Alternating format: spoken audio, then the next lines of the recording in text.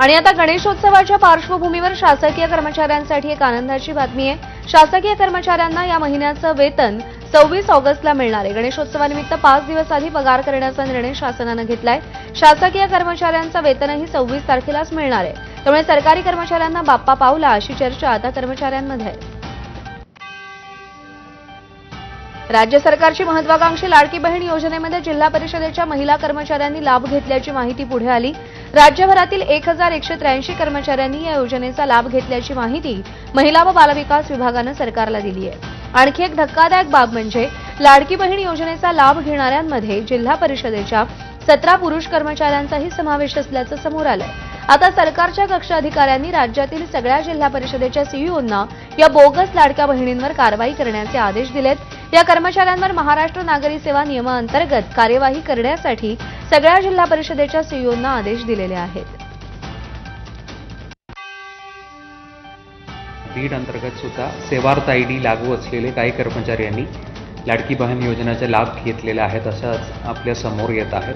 त्याच्यावर नागरी आपल्या डिसिप्लिनरी ॲक्शनच्या रूलप्रमाणे लागू होईल, त्यांना नोटीस इश्यू करेल आणि त्यांच्या अगेन्स्ट डिसिप्लिनरी ॲक्शन करणार आहे।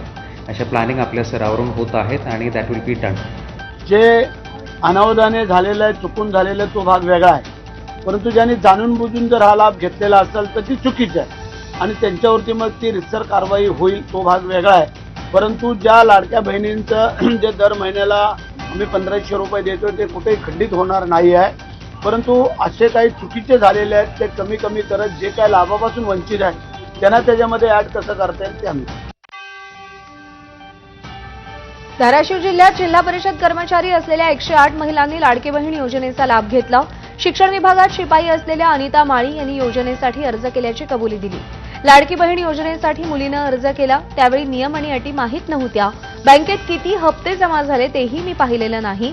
पैसे परत करण्याची प्रक्रिया मला माहीत नाही। योजनेचे जमा झालेले पैसे परत करण्याची माझी तयारी आहे, त्याबाबत माहिती झाल्यास मी पैसे परत करेन असं त्यांनी एबीपी माझाशी बोलताना सांगितलं। फॉर्म भरताना फक्त मुलीने मला माझा आधार कार्ड विचारलं होतं। ते काय करते त्याच्यासाठी किंवा लाडकी बहिणीचे पैसे ह्याच्यासाठी भरायला असं मला तिने सांगितलं नव्हतं। तिने चुकून फॉर्म भरला। मी अनुकंपावर आहे, त्याचे मला काही माहित नव्हतं। मी तर परिचय म्हणून आहे, कशासाठी फॉर्म भरला वगैरे काही माहित नाही। पैसे वगैरे काही उचललेले नाही, पण माझं नाव 1 नंबरला आलेलं आहे। मी ते पैसे आणखी उचललेले नाही, ते बँकेत तसेच आहे। ते कसे रिटर्न करायचे किंवा काय करायचं ते प्रोसिजर मला काही माहित नाही। मला लिहिता वाचता येत नाही, त्याचं काय प्रोसिजर असेल ते शासनाने सांगावं त्याने रिटर्न। सर्वसामान्यांचं घर बांधण्याचं स्वप्न आता आवाक्यात येणार आहे। तसंच TV, fridge, car, bike, washing machine या सर्वसामान्यांसाठी आवश्यक वस्तू स्वस्त होणार आहेत। येत्या दिवाळीच्या आधी सर्वसामान्यांना केंद्र सरकार हे मोठं गिफ्ट देणार आहे। जीएसटीचे सध्याचे 4 स्लॅब 2 वर आणायला केंद्रीय मंत्रिगटानं मंजुरी दिली आहे। जीएसटीचा